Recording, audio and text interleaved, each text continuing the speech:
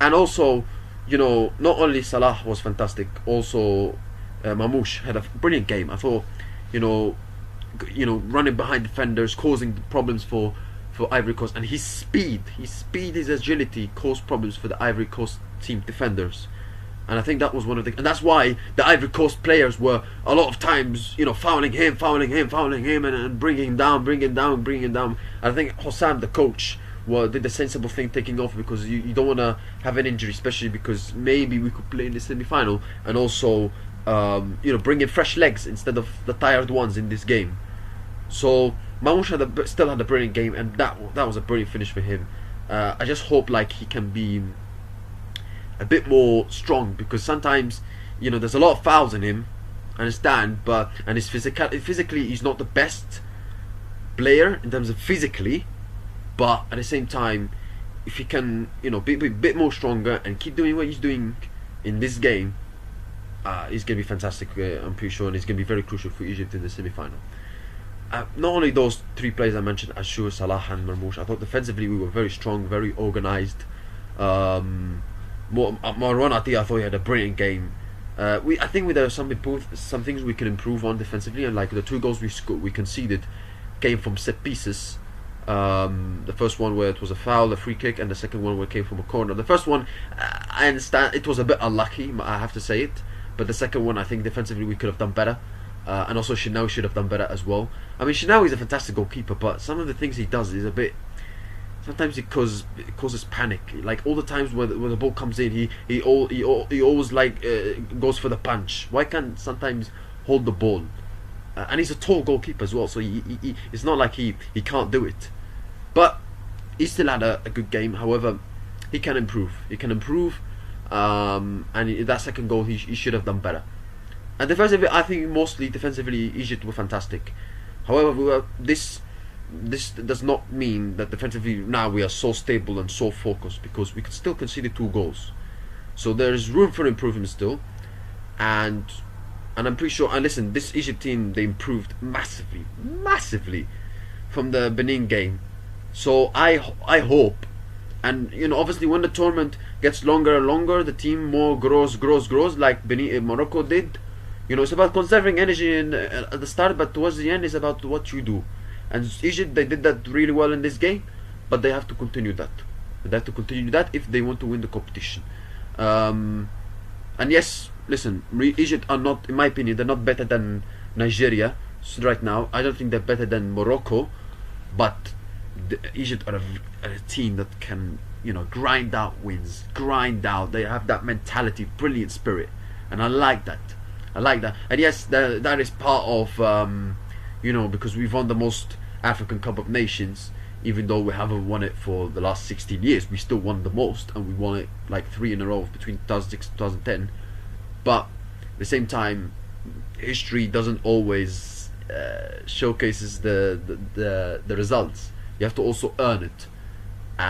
Even though you've got the history behind you, and that's why Real Madrid, they've got the history behind them, but they earn it, and that's why they keep winning. Real Madrid, and this is what Egypt have to keep doing, what they do in the semi-finals against Senegal. So yeah, I'm very happy for Egypt, and we are through to the semi-finals. We won 1 game. I don't want to get carried away. Big win over Ivory Coast. But hopefully we do similar thing against Senegal, and even more improved, because Senegal are a very good team as well. And yes, they're not the same team as compared to when we faced them in 2022, the World Cup and the African Cup of Nations, but still a very good team. They've still got quality players, and they've got a very experienced players as well. So yeah, very big win for Egypt, and I'm very happy. So you move on to the semi-finals. You got obviously, as I said, Nigeria against Morocco, but also Senegal against Egypt. Obviously, the rematch for the African Cup of Nations 2022 final, and obviously the World Cup 2022 playoff. Listen, I hope those players like Salah especially don't go there in the pitch and think like, oh, we want to get revenge on them. Just think, it's another game. Let's try and beat them. Because if what happened in 2022 over the 2 games, like, is in the mind of the players of Egypt when we go to that pitch against Senegal, then it could affect us. Let's treat this game like it's an important game, but not something like personal against Senegal, but for the benefit of ours, to try to go to the final, to qualify for the final, so and try to win that 8th title in African Cup of Nations. So yeah, very happy, but let's hope we can keep doing it against Senegal. Let's move on to the FA Cup games in the English football. You got teams who got knocked out surprisingly. Teams like Nottingham Forest on Friday, they got knocked out by Wrexham on penalties. Crystal Palace lost to Maxfield Town 2-1. Huge result for Maxfield. Congratulations to them, a great story for them. And to see obviously teams being knocked out surprisingly, like Nottingham Forest and Crystal Palace. And also you had the big teams playing, like Manchester City, where they absolutely destroyed Exeter City 10-1. I mean, Guardiola and his team had absolutely no mercy for this Exeter side. But Semenyo played his first game for Manchester City and he scored. I thought he did well, but obviously it's against Exeter, so you can't really judge too much. But I thought he looked very good in general, in terms of obviously the movement, etc., and obviously scoring the goal. And 9 different goal scorers, even though 2 of them came from own goals. So it was a brilliant professional job, well done for Manchester City. Guardiola was not on the sidelines; he was on the stands because of that 1-match suspension ban. I bet he served that ban like on purpose for that game, because this kind of games you don't need Guardiola to be on the touchline. So I think he's because he knows that managers nowadays, because of the new rules of the PGMOL, etc., you get bans for yellow cards. I think he prepared for this game to be on the stands, I'm pretty sure. But anyway, City through to the next round, and so that's the Villa as they beat Tottenham 2-1. Goals from Buendia, Morgan Rogers. Aston Villa were absolutely wiping the floor of Tottenham in the first half, leading 2-0. Goals from Buendia and Rogers. However, in the second half, Tottenham showed a bit of fight. Goal from Wilson Odobert. And Tottenham in general, I think they played okay, but okay is not enough. It's not good enough. And yeah, Aston Villa, I mean, it was a very good win, very important win, especially Unai Emery's done a brilliant job at Aston Villa, but obviously I think it's a competition that he would love to win it, and I think he Unai Emery, with the job he's done at Aston Villa, he deserves to win a trophy. He deserves to win a trophy. Whether it will be the Europa League, where obviously we all know Aston Villa are usually strong. Unai Emery is usually strong in it, or the FA Cup, where Aston Villa should have done better, considering they lost to Crystal Palace in the semi-final. We'll see, but Unai Emery's done a fantastic job, and I think if he wins a trophy for Aston Villa, I think it will complete everything, the expectations that Aston Villa fans had on him, and you could say Unai Emery, the expectation he expected, what he wanted himself to do. I know he says publicly he wants to win the Champions League with Aston Villa, etc., but I think realistically, winning a trophy with Aston Villa, considering how many they've gone without so many years without winning a trophy, playing Champions League football, constantly playing European football, I think it would complete everything. The job he's done, incredible at Aston Villa. A bit like Mikel Arteta at Arsenal. He's done a phenomenal job at Arsenal, but winning the Premier League will be the final piece of the puzzle, as people like to say. Chelsea with the first game under Liam Rossinier as they beat Charlton Athletic 5-1. I mean, Chelsea looked very good. I mean, there was some patterns of play, there was some good signs to watch. I know it's Charlton Athletic, but I think to watching that game for Chelsea, I think there was some positive signs where how Chelsea want to play under Liam Rossinier. And it's not the first team, of course, of Chelsea. It's not the strongest team, but there were some signs where it was positive. It was positive, and they won the game quite comfortably, 5-1, as you would expect from Chelsea, with the quality they have compared to Charlton. But there were some positive signs. There was some positive signs, and there was some, things that Chelsea fans could take positives on, even though it's against Charlton. That the football that they want to play under Liam Rossinier is good. It's not boring to watch. So yeah, But good start for Limusino. He wins his first game. However, the next one is a big one, as he will play against Arsenal in the Carabao Cup semi-final. Let's move on to El Clasico, Real Madrid against Barcelona, the Spanish Super Cup final, the fourth Spanish Super Cup final in a row. Yeah, I mean, obviously Barcelona are on a very good run of form right now. They are in a fantastic run of form. They are winning games. They're keeping clean sheets. That defensively they're improving, even though there's some little bit deficiencies there. But they're improving defensively. They've kept I think more than 4 clean sheets in the last 9-10 games in all competitions. Since that Chelsea game when they lost 3-0, where they were absolutely poor in that game. After that, they've won every single game in all competitions. They've been very good. They've been very strong. They've been playing very good football, and they've improved defensively slightly.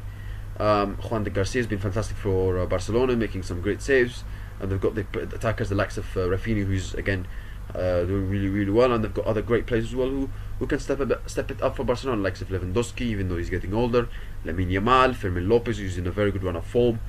So yeah, and the midfielders as well, who are very key for Barcelona, likes of Frankie de Jong, Pedri. But yeah, Barcelona in a very good run of form, and they go and they, except opposite to Real Madrid, there is no drama from Barcelona's side. There's no could the manager go? Could what could happen?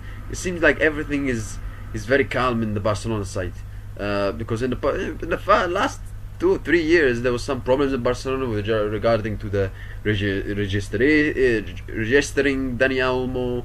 Levers, the money, financial situation, etc. But the atmosphere and the mood in the camp of Barcelona, as you clearly see, is he's okay, it's fine, it's very calm. So there's no problems, no drama, and there's no rumors of managing going, etc. So everything is going well at Barcelona. But obviously they play against the biggest rival, and there's no greater motivation for Barcelona to beat them, as Hansi Flick said in the press conference. For Real Madrid, I mean, in the big games, mostly, I would say since the start of last season, they've been mostly struggling, except a couple of games where they won against City, where they were not at their best last season. However, they did beat Barcelona on October when they beat them 2-1, but they lost some games where they lost to City in the Bernabeu this season. They lost to Liverpool, where they should have lost more, I think. A poor Liverpool side, by the way, this season. They lost 5-2 to Atletico Madrid. However, they improved slightly in a big game, where they beat Barcelona 2-1 in El Clasico. They beat Atletico Madrid in a Spanish Super Cup semi-final, even though from what I heard, I didn't watch that game, as you guys know why, but for most of that game, but from what I heard, Atletico Madrid was the better team and they were creating chances, and Real Madrid were not that good, even though they won that game 2-1. So there's room for improvement for Real Madrid.